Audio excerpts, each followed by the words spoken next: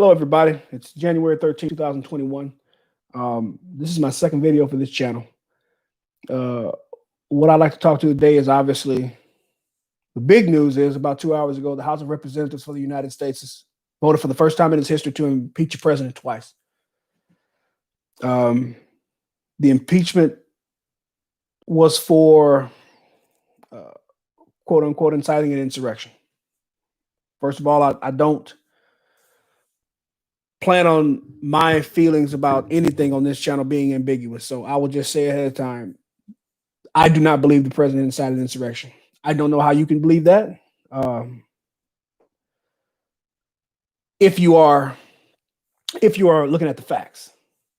Fact is, the President Trump gave a speech on January 6th, the day that the United States Senate was meant to certify the Electoral College votes, officially making Joe Biden the president-elect and the 46th president of the United States. President Trump gave a speech in which he voiced his disapproval and belief that there were inconsistencies and irregularities and flat-out voter fraud in the 2020 presidential election, as he's done several times before. During that speech, he said he encouraged people to peacefully protest, which you can't get much more American than that. Peacefully protesting is what we do here. It's kind of our thing. As Americans, we peacefully protest. Now, I want to make an important point about protesting. If any one of you pull up the Constitution right now, you will not find the word protest anywhere in the First Amendment. You have the right to peaceably assemble to petition the government for redress of grievance. Peacefully. What happened on January 6th was not peaceful. It was not a protest. It wasn't an insurrection either. It was a violent riot. I would say that it is more appropriate, if you're going to protest, if you're going to riot, which you never should, I would much rather you destroy a government building than destroy somebody's home or business or a police station like they did all summer. And the people who did that weren't Trump supporters. But we're getting to a point where the rules only apply to conservatives. If that doesn't bother you, you're not paying attention. If you think it's okay for Kamala Harris to tell rioters who are assaulting police officers, killing people, anybody with a Trump sign, throwing them down the street, beating them. A man in Portland got executed. It's on video. I didn't hear anybody condemn that.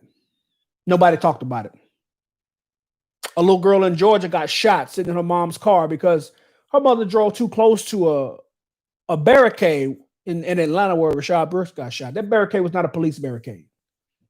That barricade was just set up by people who felt like they had the right to set up a barricade. No actions in Congress for that. The mayor of Atlanta couldn't be bothered to condemn that. Well, she condemned it only when she had to. Killer Mike didn't speak on that. T.I. couldn't be found for a quote when that happened. But let some people who claim to support President Trump do something for one day. Everybody's coming out of the woodworks. Everybody's appalled and outraged. We pay for the Capitol building. When people trap police officers inside a police station, put cement around the frame of the doors of the police station, then set the police station on fire, that's attempted murder. Police officers are how we enforce our laws. Police officers are the most visible representation of the government. You attacking police officers, how is that not insurrection? And when Kamala Harris, the vice president-elect, tells American citizens to quote unquote not stop, they shouldn't stop. They should not stop. They're not going to stop, and they shouldn't stop, is what she said in reference to the riots. As a matter of fact, members of her campaign raised money to get rioters out of jail. Where was the FBI then? Where was Representative Alexandria Ocasio-Cortez? Look, you can believe what you want to believe about the election. If you think Joe Biden won this election fair and square, then you must believe that Joe Biden is more popular than Barack Obama, because that's the claim. He got more votes than Barack Obama. That may be true. It's up to you what you believe. If videos of people pulling ballots from under a table and counting them after they've told the poll watchers to leave and the media to leave, and the rationale for that after they told everybody to leave because of a water leak, the rationale for waiting till everybody left to count votes, these mystery votes that apparently were already, oh, that lady put those votes under there earlier that day. The rationale was for that is that his boss called them and said, keep counting.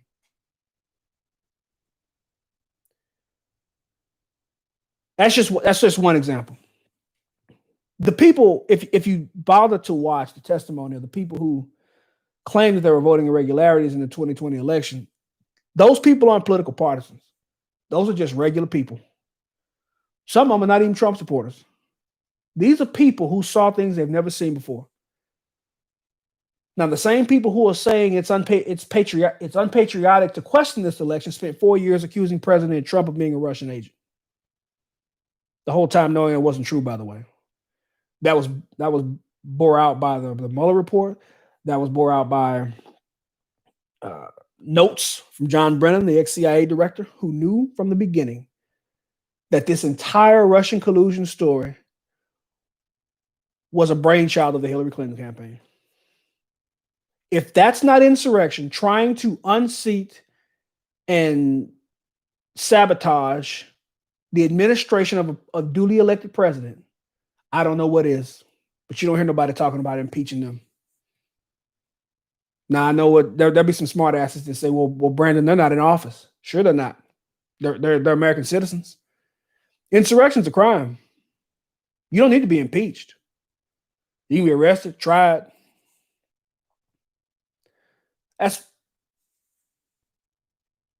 I don't know where we go from here. I'm an optimistic person. Anybody who knows me can tell you that I am not a, this is the end kind of guy.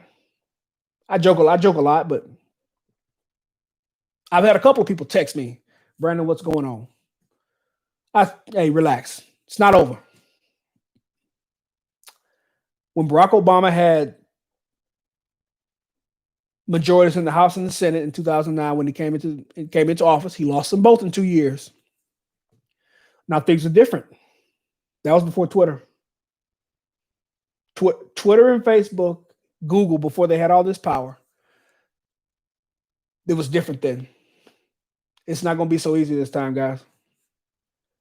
When social media platforms, who essentially control the internet, can block you for saying things they don't like under rules they don't enforce with other people,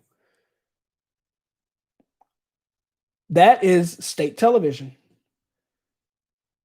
Now, you'll get people saying, and I've heard several people say this, well, Google and Facebook and Twitter are private companies. They can do what they want. That's true. So can a cake baker. Now, if that's your argument, then you would have no problem with me owning an A1 Abrams tank. Because the Second Amendment is quite clear, shall not be infringed. Well, they weren't talking about tanks. They weren't talking about Facebook either. They had no way of knowing how powerful the weapons would be today. Our founders would have no way of knowing that. There would be no way for George Washington and James Madison to conceive of something like Twitter. By far the number one means of communication for the sitting president, and he's been banned from it permanently. Now, you think with all the hoopla about racism in 2020, there would be no way in hell Joe Biden should have been elected president. Any elderly white man, especially one who lobbied with anti-segregationists to stop busing of black kids to better schools in the 70s, could be voted into office. If somebody ever said, anybody who says, if you don't vote for me, you're not black or whatever color, you don't vote for me, then you ain't Asian, that should be the end of your political career. That should be it. Anytime you open your mouth about any kind of social justice after that, that should be thrown in your face. But it wasn't. Because let's be honest, we don't care about racism. We don't care about if racism was a problem, which is not as big a problem as people pretend it is, but if it was, we would be concerned with fixing it. We're not concerned with fixing racism. Joe Biden is by far the most racist president we've had. In my lifetime, anyway. By far. we care more about the problem and how to use that as a weapon against our political enemies than we do about fixing it. You want to know how you stop racism? Hold actual racists accountable. Joe Biden, one of Joe Biden's DOJ picks for civil rights, is quoted as saying people with melanin in their skin have more abilities than white people. When you believe that you have attributes that other people don't have simply based on race, that's racism. If we actually cared about racism, there is no way she would be anywhere near a confirmation hearing.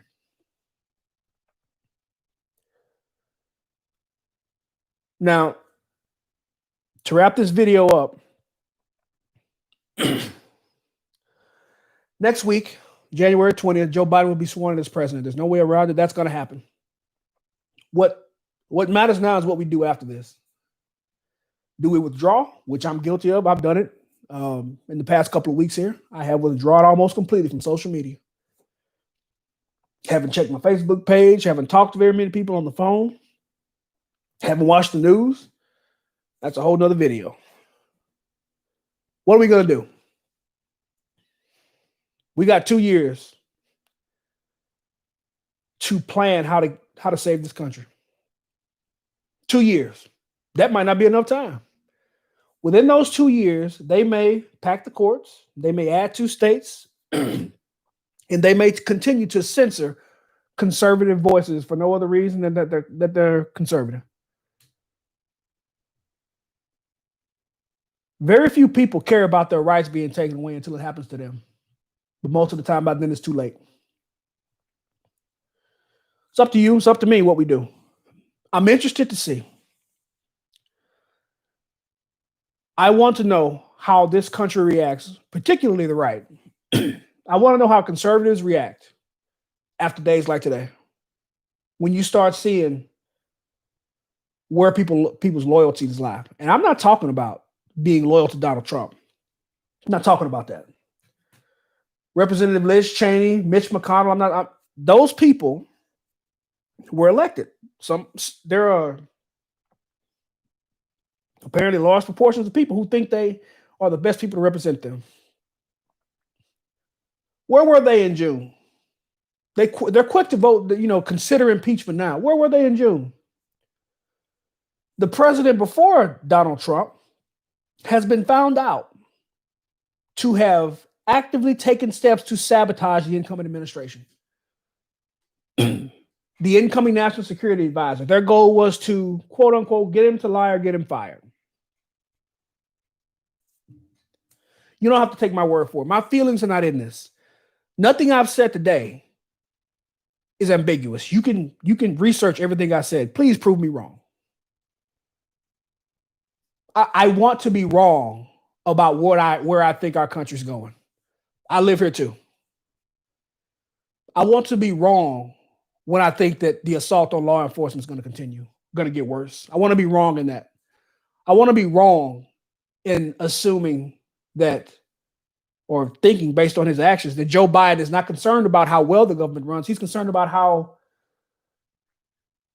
how much virtue he can signal. He didn't pick Kamala Harris based on merit. He picked Kamala Harris because she was a female of color. He told you that, and you voted for him. Not all of you, apparently. Maybe not even most of you. But he will be the president next week. You can get prepared for that. That's going to happen. What do we do now? We can't quit. We need to start convincing people. One thing is true about the Republican Party is that Donald Trump was our backbone. Looks like the media and their friends in the Democratic Party have successfully convinced most of you that Donald Trump is the devil incarnate. Most of the things you've been told about Donald Trump, I almost know for a fact are lies. He never said white supremacists are very good people. He never called all Mexicans racist. As a matter of fact, he's done quite a bit for Latin American and Black communities. But you don't know that. Making it so HBCUs don't have to come back and beg the government for money every year. Opportunity zones, putting hundreds of billions of dollars in minority neighborhoods to start businesses. But you don't hear about that. The question is, do you care about it? Do you care about fixing the problem, or is the problem more important to you? Because to you, the problem is a weapon. I can tell you, to a lot of Black leaders, that's the case. What would Cornel West or Tavis Smiley be without their claim of racism? What would Michael Eric Dyson do if he couldn't walk around and convince you that white folks hate you, particularly Republican white folks? Apparently, it doesn't matter what Joe Biden says now. Apparently, it's not racist to say to tell on live television, by the way, to say that unlike the African American community, the Hispanic community is diverse. That didn't bother you, apparently. You need to wake up. We're going to have to pay for what we're doing here. We're going to have to pay for not paying attention and not being honest with ourselves. We're going to have to pay for not paying attention to the policies of the people we're voting for. We're going to have to pay for that. We're going to have to pay for being cowards. If you're not willing to stand up for your principles when it gets hard to do so, then they're not principles, they're preferences. Cast aside at the first sign of discomfort. If your principles only apply when you're comfortable, they're not principles. They're preferences. I'm getting older now. I don't have the privilege or luxury of believing that the world works in absolutes. I know that it doesn't. I know that I cannot have everybody I want in government. I know that I cannot have everything I want to be illegal or legal. I know that. Apparently, a lot of people don't. A lot of people don't. And we're going to pay for that. I'm interested to hear your thoughts. I will try to make these videos more frequent. I don't know if I'm reaching anybody or having an impact on the way anybody thinks or whether or not it's helping the dialogue or not. I don't mean to be too negative. I don't. The next video will be more upbeat, I swear. But these are my thoughts for this video.